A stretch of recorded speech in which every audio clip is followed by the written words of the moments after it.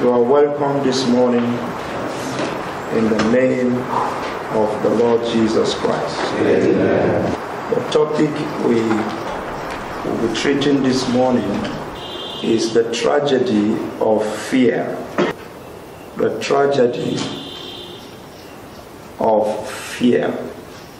Proverbs chapter 10 verse 24, it said, "The fear of the wicked, it shall come upon him, but the desire of the righteous shall be granted."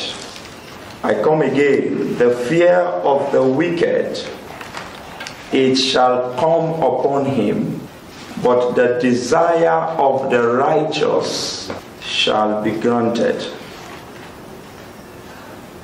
One of the most effective tools in the hand of Satan is called fear. Fear is the most effective tool in the hands of Satan. Satan cannot get at you until he has overwhelmed you with fear. Job chapter 3 verse 25, he said, "For the thing which I greatly feared is come upon me, and that which I was afraid of is come unto me." So what you fear looks for you. What you fear comes to you. The reason Job became victim of Satan's attack was largely because of what he fears. It looks for you, it comes to you. Anything a man fears, that thing will eventually come to that man. So no matter how dedicated, righteous, and holy you are, if you give in to fear, Satan will attack you. If you are afraid, you have given the devil room to attack you. Proverbs chapter 29 verse 25, it said, "The fear of man bringeth a snare." It's like a trap. "But whoso putteth his trust in the Lord shall be saved." We are in an era of fear. Era where the whole world is being overwhelmed by satanic attack. We have every reason to be afraid. But as a child of God, you must refuse to fear. Because the fear of man, the Bible said, bringeth a snare. But whosoever putteth his trust in the Lord shall be saved. Fear will always give the devil access to your life. Satan could not touch Job until he became afraid. So every time you are afraid, you open the door for Satan to attack.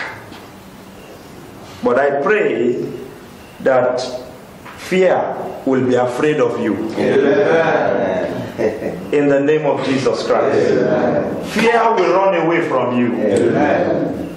In the name of Jesus Christ. Amen. What are the tragedy of fear? Number one, fear puts people in satanic bondage. Fear puts people in satanic bondage. Hebrews chapter 2 verse 15, it said, "And deliver them who through fear of death were all their lifetime subject to bondage. The fear of death put them to a lifetime captivity. Fear of death subjected them to bondage. So, a fearful person is a person under satanic bondage.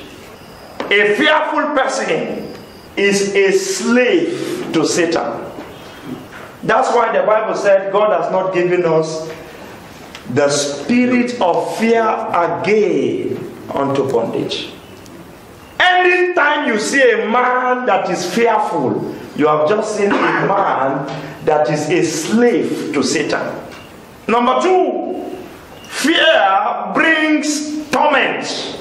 In 1 John chapter 4 verse 18, he said, there is no fear in love, but perfect love casted out fear, because fear hath torment. There is torment in fear. 1 John chapter 4 verse 18. So you don't know the meaning of torment until you meet a man that is fearful. Until you meet a man that is fearful, you don't know the meaning of torment yet.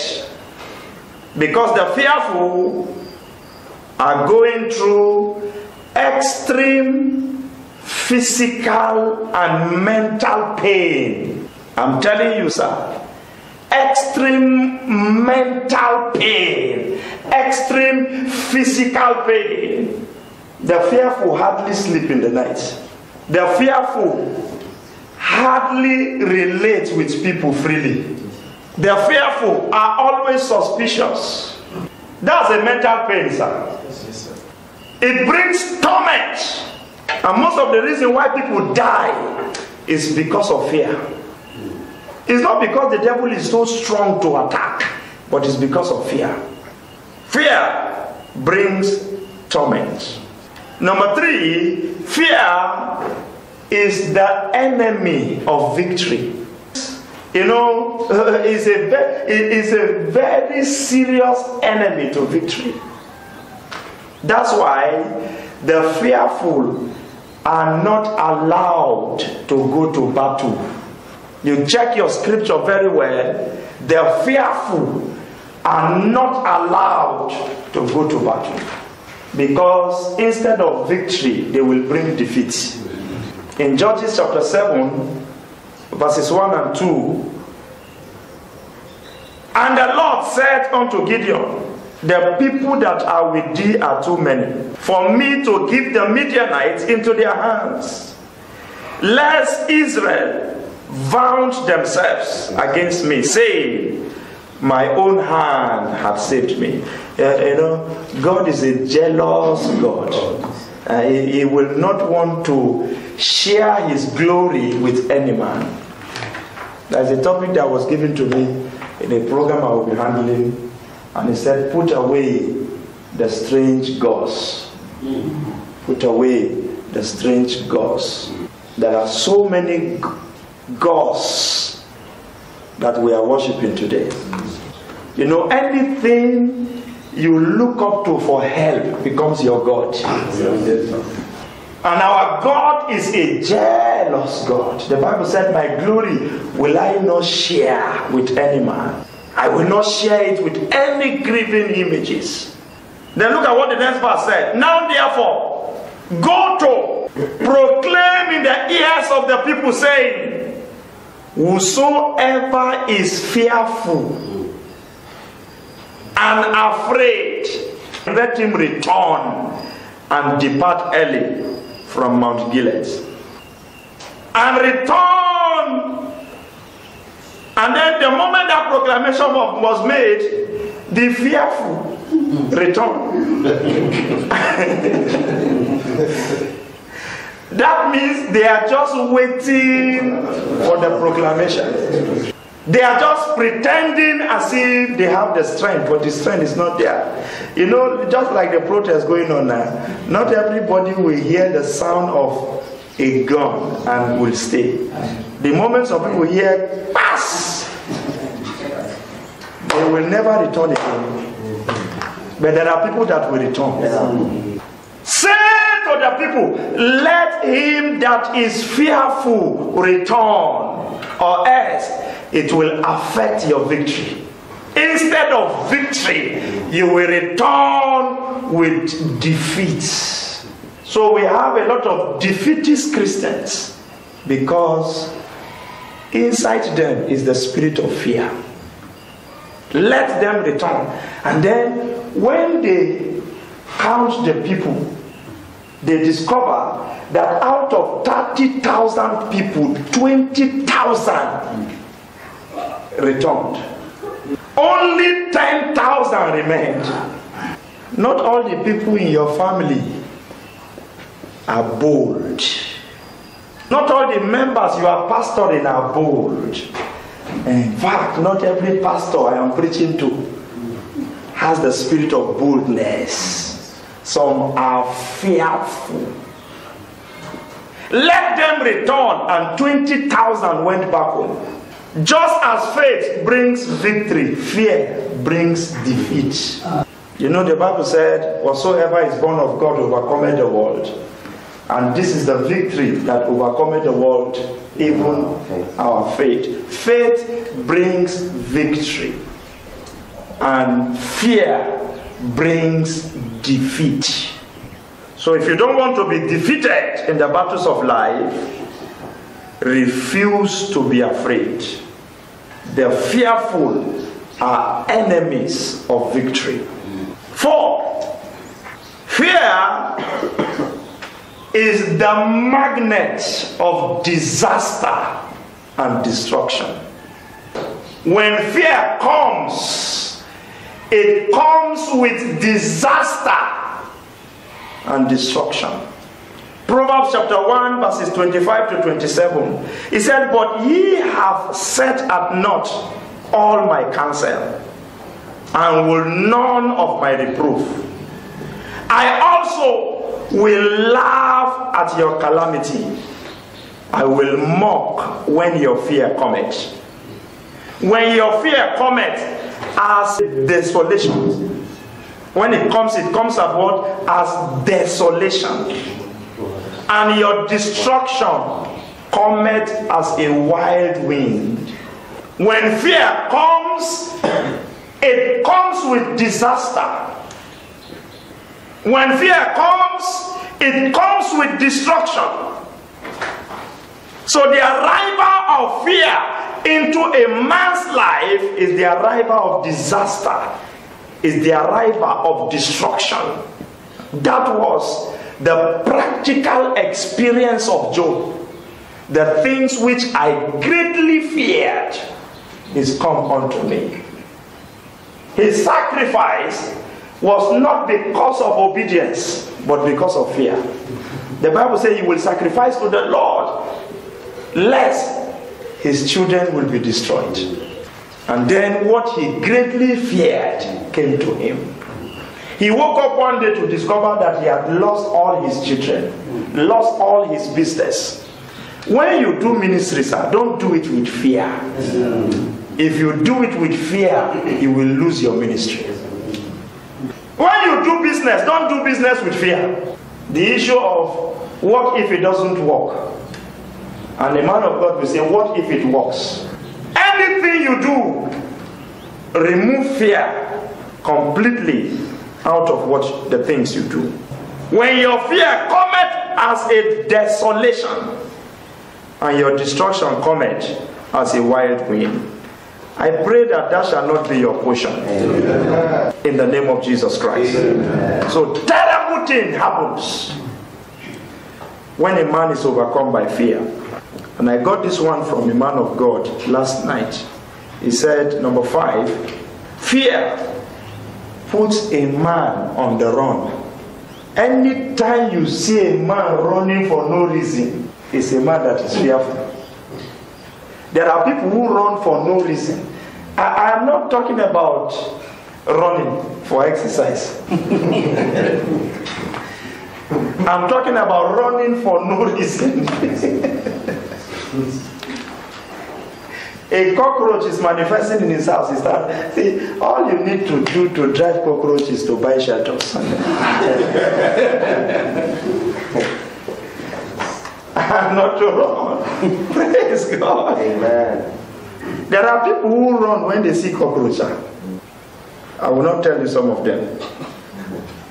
Judges chapter 9 verse 21. And Jotham ran away and fled and went to Beer and dwelt there. Why? For fear of Abimelech, his brother. For fear of Abimelech, he ran away. Anytime you see a man on the run, he has been overcome by fear. They are the type the Bible described. It is a proverb of Psalm. It said, the wicked runneth when no one pursueth, but the righteous are as bold as a lion. No one is pursuing him, he's running away. He only had a news of running and he joined to run. He joined to run. When you go to Lagos, you will see that the manifestation of what I'm talking about. Somebody will start running and you know it is infectious. And the moment people see the person running, they will join. They join. Only to get to a point and start asking themselves, why are we running? Why are we running? You know why so many people died during the bomb blast in Lagos? It was because of fear. They had a sound. The first thing you do as a soldier, when you hear a sound, trace where the sound is coming from. Because you may run to meet the sound. Yes, sir. You may run to meet the enemy. Yes, sir. That's why when you hear shooting, bah, bah, bah, bah, bah, bah, you go down flat. At that point, you will know where the sound is coming from, so as to escape destruction. So the people were running, they just had a sound they never had in their life before, and they started running. Most of them went and entered into the lagoon. And you know the funny thing, the people that are inside that barrack were preserved, but the people outside were destroyed.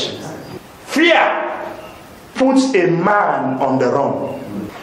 I rebuke the spirit of fear out of your life today. Amen. Let me hear your loudest amen. Amen. So no matter the attack of the enemy, you refuse to fear. Amen. I say refuse to fear. Amen. I rebuke that spirit out of your life. Amen. Let me hear your loudest amen if you will. As we begin to round up how to overcome fear, you have seen the tragedy. It puts a man on the run. It's a magnet of disaster, enemy of victory. Fear brings torment, and fear puts people under satanic bondage. You will be free from this devil. I said you will be free from that bondage. How to overcome fear? Number one, be established in the presence of the Lord. Be established in the presence of God. Psalm 23 verse 4, he said, yea, though I walk through the valley of the shadow of death, I will fear no evil, for thou art with me. Nothing terminates fear like divine presence. Nothing kills fear like the presence of God. So you can't be established in the presence of God and be fearful. Psalm 27 verse 1. The Lord is my light and my salvation. Whom shall I fear? The Lord is the strength of my life. Of whom shall I be afraid? He said in verse 2, when my enemies, even my foes, rose up against me to eat up my flesh, they shall stumble and they shall fall. And in verse 4, he said, one thing have I desired of the Lord. Praise God. One thing, sir, you only need one thing. And that is the presence of God. Like they always say, one with God is the majority. One thing have I desired of the Lord, and that will I seek after. It is one thing to desire it, it is another thing to seek after it. That is to be established in it. There are things you do to be established in God's presence. You create an atmosphere of praise and worship. You create an atmosphere of prayer. You run away from sin. And then when you do all of that and many others, you are established in His presence. God cannot dwell where there is sin, sir. Yes, sir. He said, who shall ascend to the hill of the Lord? He that had what? He that had clean hands. How clean is your hand? He that had, the cleanness of your hand determines the presence that you carry. Yes, sir. He that had clean hands. And he said, God also dwelled in the midst of praise. You are praising Him all of the time. You are establishing yourself in His presence. One thing, that is the lifestyle of the psalmist, have I desired of the Lord, and that will I seek after. But quite unfortunate, we have pastors, Christians, who don't want to establish themselves in the presence of the Lord. That's why we are filled with fear. That will I seek after, that I may what? That I may dwell in the house of the Lord all the days of my life. You know, you can dwell in the house of the Lord the days of your life. It is not this building that enables you to dwell. Create an atmosphere for God. You can be in your car, you are in the house of the Lord. Yes, sir. Yes, sir. You can be bathing, you are in the presence of the Lord. In Revelation, he said, I was in the Spirit on the last day. And I heard a voice from heaven saying, sir, just be in the Spirit. You are in the midst of people, but you are in the Spirit, sir. That should become the lifestyle of every child of God. You are always creating an atmosphere, not places where people are just making noise anyhow. You can't be established in the presence of the Almighty and be intimidated by the mighty. Almighty God, you have Him. How can mighty men intimidate you? They cannot. They cannot. They cannot. No matter the activities of terrorists in the nation, we have the Almighty God. So we cannot be intimidated by the activities. We have the Almighty God. We have the Almighty God. And the Bible says He has not asked the seed of Jacob to seek Him in vain. We have the Almighty God. And He said we are the apple of His eyes. You touch me, you touch His eyes. Be established. Tell your neighbor, say, neighbor, be established. In the presence of God. In the presence of God. And fear will be afraid of you. Be faith-filled. Faith is the antidote for fear. Where fear is, faith cannot be found. And where faith is, fear cannot be found. According to some theologians, based on the research I made yesterday, there are 365 places that fear not and be not afraid was written in the Bible. And how many days do we have in a year? What does that mean? Every day has the fear not. you wake up every day, there is a fear not for that day. Yes, sir. And when you move by this scripture, your case is settled, sir. Yeah. You move with this understanding, your case is settled. Every day has a fear not. So that is there is a medication to fear for every day. It's the antidote. Faith is the vaccine for fear. When you are vaccinated with faith, fear cannot find a way into your life. It can never find its way into your life. May you receive the spirit of faith. Amen. A wise man said, when fear knocks at the door, send faith to open the door. And you will discover that there is nobody there. When fear knocks at the door, send faith to open the door. And when the door is open, you will discover that there is nobody there. It's just the backing of the enemy. Woo, woo. The devil will do woo, woo, and you are afraid to woo, woo. You mistake his backing for roaring. It is only a lion that is permitted to roar. And we have only one lion, the Lion of the tribe of Judah. You know there are dogs, when they bark, they move backward.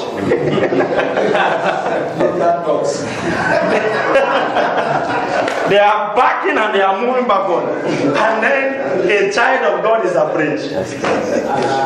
I mean, that is how the devil is. He is barking and moving backward. And he's moving backward. Praise God. But you can't find a lion roaring and moving backward. The Bible said he is the strongest among the beasts, and he turneth not away for any. Nothing intimidates a lion. I'm telling you, no matter, look at the size of an elephant. You can never intimidate a lion. It's not by size, sir. It's not by size. It's by the lion in you. If the Lion of the tribe of Judah is your father, then you are a lion, sir. And the man of God said, you cannot have your lion share without a lion heart. You can't have a what? A lion share. And when they say lion share, without a lion heart. A lion's heart. Not elephant size, but lion's heart. The elephant is huge, but he's afraid of the lion. It's not by size. That's why research in ministry is not by size. If it is by size, some of us will not see any results. It's not by size. The arrival of faith is the disappearance of fear. In Psalm 56 verses 3 and 4, what time I am afraid, I will trust in thee. In God I will praise his word. In God I have put my trust. I will not fear what flesh can do to me. So the weapon of faith will always conquer the spirit of fear. At any moment I am afraid, I will put my trust in thee. I will use the weapon of faith to conquer the spirit of fear. When fear comes because I am human, hey, my faith will come alive. And when my faith is alive, then everything that has to do with fear disappears. May fear run out of you. Amen. Number 3, have adequate knowledge of God's word. Adequate knowledge. Adequate.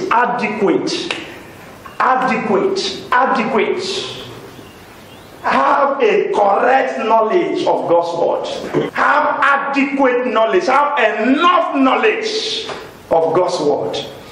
Proverbs chapter 24 verse 5. It said, a wise man is strong. Yea, a man of knowledge increaseth strength.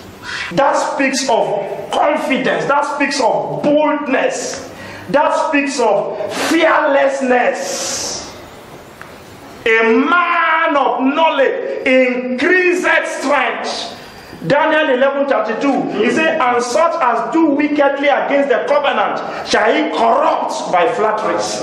But the people that do know their God, they shall be strong, and they shall do exploit.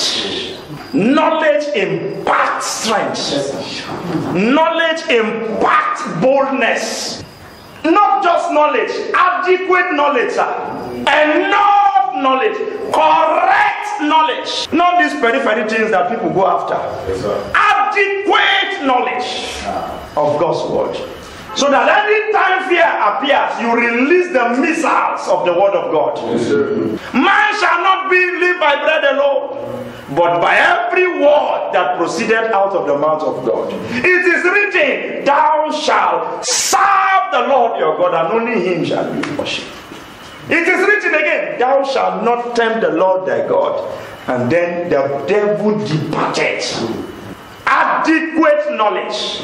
Paul had adequate knowledge. They were moving inside the boat and storm came. You know what Paul said? The people were filled with fear. But Paul stood up and said to the people, while you were asleep, it was told me by the Spirit of God that not a life shall be lost. Not a life. He said, don't be fearful, because it was told me, I love that scripture, sir, that no life shall be lost. I discover by knowledge of the word of God that no life shall be lost. Yes, no life shall be lost. So don't be filled with the spirit of fear. The word of God told me that no life shall be lost.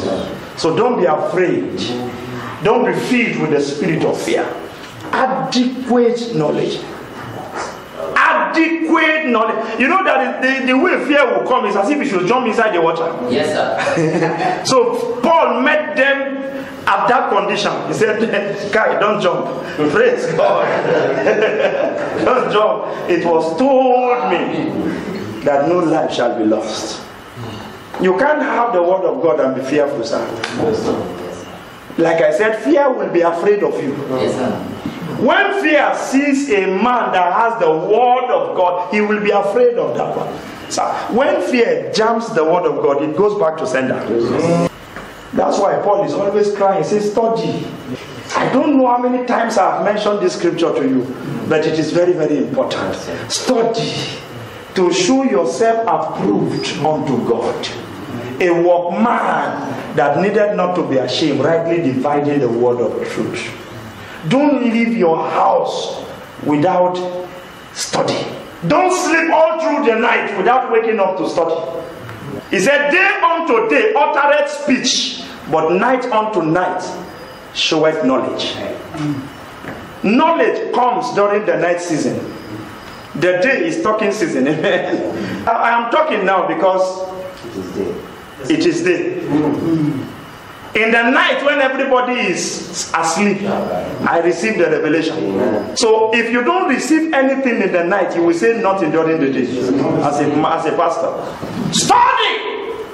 He said, let him that labor be counted worthy of double honor.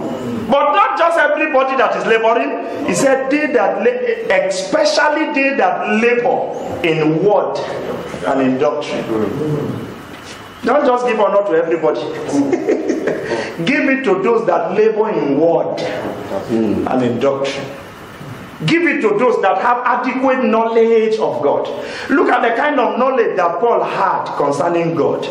The man was teaching, and Peter said, this is hard to understand. The revelations were heavyweight revelation. It was hard for Peter, who saw the physical Jesus, to understand. And the same Paul came and said that I may know him. Paul Harper, What do you want to know again? 2/3 of the New Testament were written by Paul. And the same Paul will come again, that I may know him. Moses was used by God to divide the Red Sea. Moses was used by God to feed 3 million congregation. And the same Moses will come and say, show me your glory. What other glory do you want to see? People who know God are people who want to know